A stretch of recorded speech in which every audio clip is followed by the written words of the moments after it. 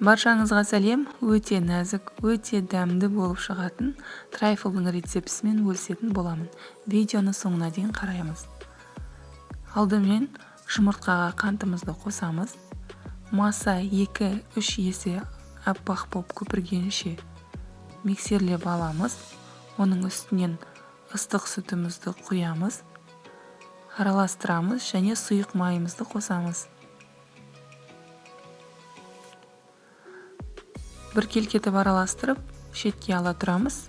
Оған дейін ұнға какао қосамыз және разрыхитель қосамыз. Құрғақ ингредиенттерді бір келкетіп араластырып, массамыздың үстіне 2-3-ке бөліп салатын боламыз. Венчиктің көмегімен астыдан жоғарыға қарай жұмыртқалы массамызды басып алмай, осылай ақырындап араластырамыз.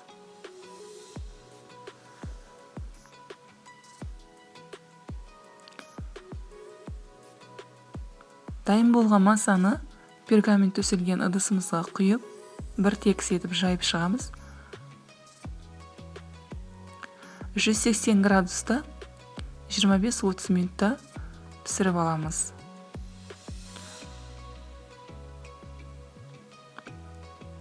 Піскен-піспеген осындай ағаш таяқшамен тексереміз. Пергамент қағазға коржымызды аударып, суытып қоятын боламыз. Оған дейін творожный сырға қант ұнтағын қосып, араластырып аламыз. Үстінен кілегейімізді қосып, жақсылап араластырып крем дайындаймыз. Бізде крем осындай бір келкі, осындай формасын ұстап тұратын бір қалыпты болып шығады. Оны 6 бөлікке бөліп алдым менде. Себебі осы рецепттен 6 трайфл шығады. Кондитерлік мешокқа осылай салып аламыз. Сіздерде кондитерлік мешок болмаса, жай ғана салафан жарайды. Осындай трайфлдың ыдысына коржымызды теңдей етіп бәрін 6-ын бөліп аламыз. 6 бөлікке.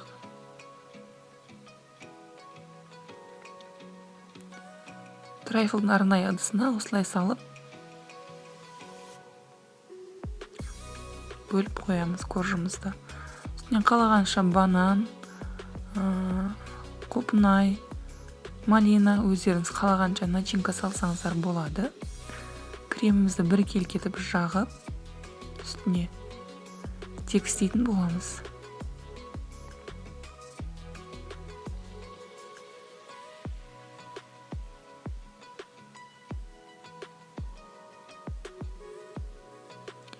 Енді бетіне глазур дайындаймыз. Ол үшін бізге сливкиге шоколадымызды қосып, бая отта немесе водяной баняда ерітсеңіздер де болады. Мен өте бая отта еріттім. Осылай сұйық болып еріген соң басқа ыдысқа құйып суытып алатын боламыз. Және де осындай трайфлдарымызды мен глазурдың барлығына бірдей жету үшін теңдей бөліп шықтым. Көз мөлшермен бөлсеңіздер де болады. Ол өздеріңізге байланысты. Осылай бір келкі жағып шығамыз. Үстін әсемдеу үшін мен қатырылған малинаны қолдандым.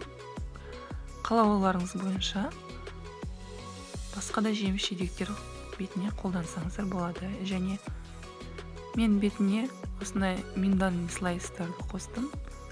Және майдаланған жаңғақтарды сеуіп шықтым. Өздеріңіз қалау бойынша әрлесеңіздер болады. Міндетті түрде дайындап көріңіздер. Және арнама тіркеліп лайк басуды ұмытпаңыздар.